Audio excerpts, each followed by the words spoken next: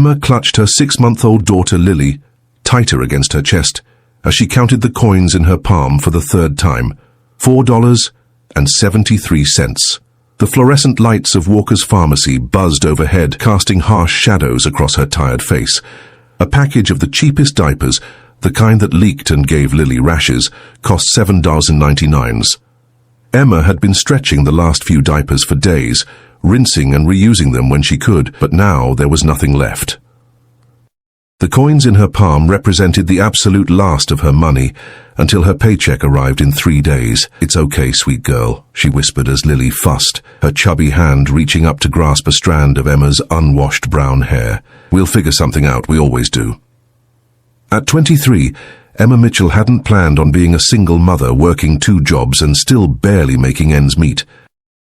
But life had taken unexpected turns after David left when she was 7 months pregnant, claiming he wasn't ready for the responsibility.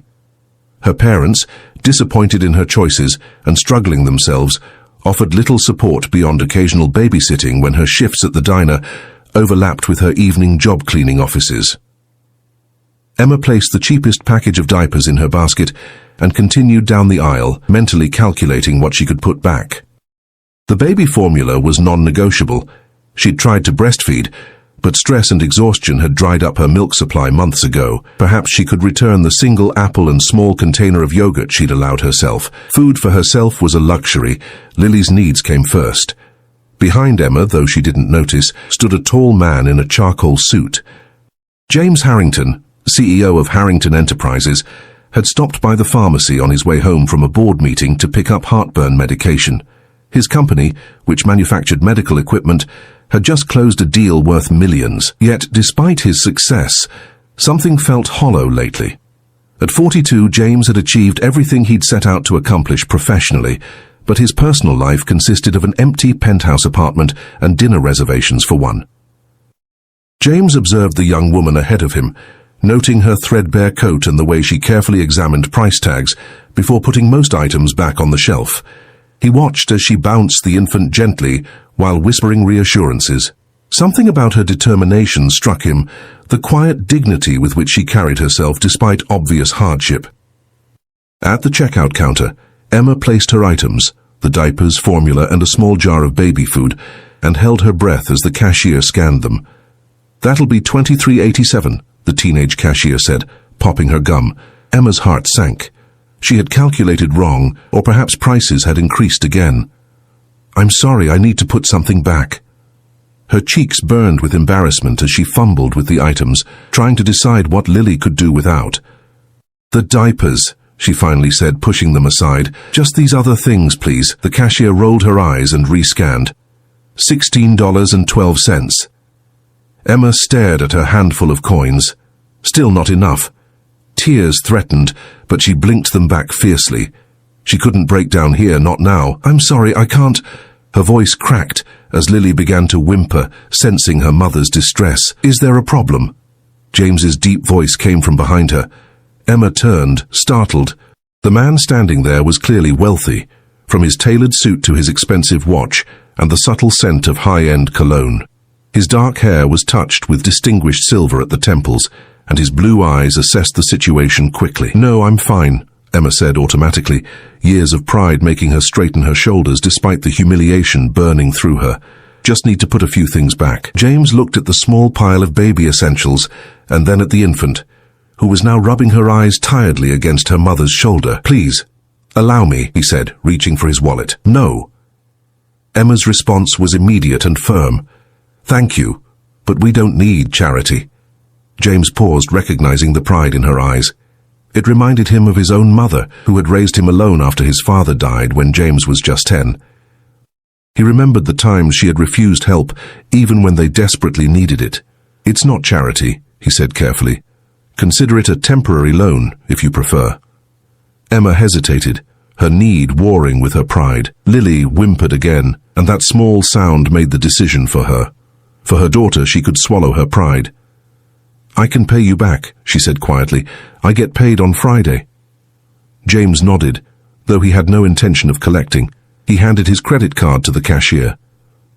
"Add whatever else you need for the baby," he told Emma. And something for yourself, too. Emma's eyes widened. That's too much. I can't accept— Please, James interrupted gently. I've been where you are. Someone helped my mother once, when I was young. I'm just passing it forward. Something in his tone, sincerity without pity, made Emma nod reluctantly. She quickly added a package of wipes and a small tube of rash cream for Lily. As they left the store together, Emma clutching her purchases while balancing Lily, she turned to thank the stranger properly. I'm Emma Mitchell, she said, offering her free hand. And this is Lily. Thank you for your kindness, Mr. Harrington. James Harrington. He shook her hand, noting the calluses on her palm, evidence of hard work. Where are you headed? Can I offer you a ride? Emma hesitated, her natural caution battling with exhaustion. It was a 30-minute walk to her tiny apartment, and Lily was getting heavier by the minute. I live in Oakwood Heights, she admitted, naming one of the city's most affordable and run-down neighborhoods. I'm heading that direction, James lied smoothly. His penthouse was actually across town.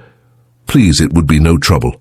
As they walked to his car, a sleek black sedan that stood out starkly in the pharmacy parking lot, James found himself wondering about this young woman's story. Something about her resilience intrigued him. He hadn't felt this kind of connection to another person in years. What neither Emma nor James realized as they drove through the darkening city streets was that this chance encounter would change both their lives in ways they couldn't imagine. For Emma, struggling to keep her head above water and provide for her daughter, and for James, successful yet unfulfilled, their paths crossing in that small pharmacy was just the beginning of an extraordinary journey neither had seen coming. As James pulled up outside Emma's apartment building, a worn structure with peeling paint and security bars on the windows, he made a split-second decision that would set in motion events beyond anything either of them could anticipate. Thank you again, Emma said, gathering her bags with one arm while keeping Lily secure with the other. I promise I'll pay you back. I can get your contact information. Don't worry about it, James replied, watching her struggle with the bags. Let me help you to your door at least. Emma hesitated. She never invited strangers to her apartment, especially not wealthy men she had just met. But juggling Lily and the groceries up 3 flights of stairs would be challenging, and something about James Harrington's demeanor put her at ease. His eyes held no ulterior motives, just genuine concern. All right, thank you, she conceded. James carried the bags as they climbed the narrow stairwell with its flickering overhead light. The building smelled of old cooking oil and dampness. A baby cried somewhere on the second floor, and muffled argument could be heard through thin walls. Emma felt a flush of shame as she imagined how this place must appear to someone like James, but his expression revealed nothing. At her door, 3C, with peeling green paint and 3 separate locks, Emma fumbled with her keys while balancing Lily. May I? James asked, gently taking the keys. He opened the door and carried the bags inside, setting them on the small kitchen counter. Emma's apartment was tiny but meticulously clean. A futon doubling as a bed sat against one wall, neatly made with a threadbare but clean comforter. A portable crib stood in the corner with a mobile of handmade paper stars hanging above it. The kitchen consisted of a mini refrigerator, a 2-burner hot plate, and a sink with a dripping faucet. What struck James most, however, were the touches that made it a home despite the poverty. A vase of wildflowers on the windowsill, a hand-painted sign reading "Home Sweet Home," and photographs of Emma and Lily carefully arranged on the wall. It's not much, Emma said defensively, noticing his assessment. It's a home, James replied simply. That's what matters. As Emma put Lily down in the crib, the baby immediately began to fuss. She needs changing, Emma explained, grabbing one of the new diapers. She glanced at James awkwardly. Thank you again for your help. I don't want to keep you. James nodded, understanding the dismissal. Of course. He reached into his suit pocket and pulled out a business card. If you ever need anything— I won't, Emma interrupted, then softened. But thank you. After James left, Emma changed Lily and prepared a bottle. As she fed her daughter, she examined James's business card. Harrington Enterprises, she read aloud. James Harrington, Chief Executive Officer. Her eyes widened.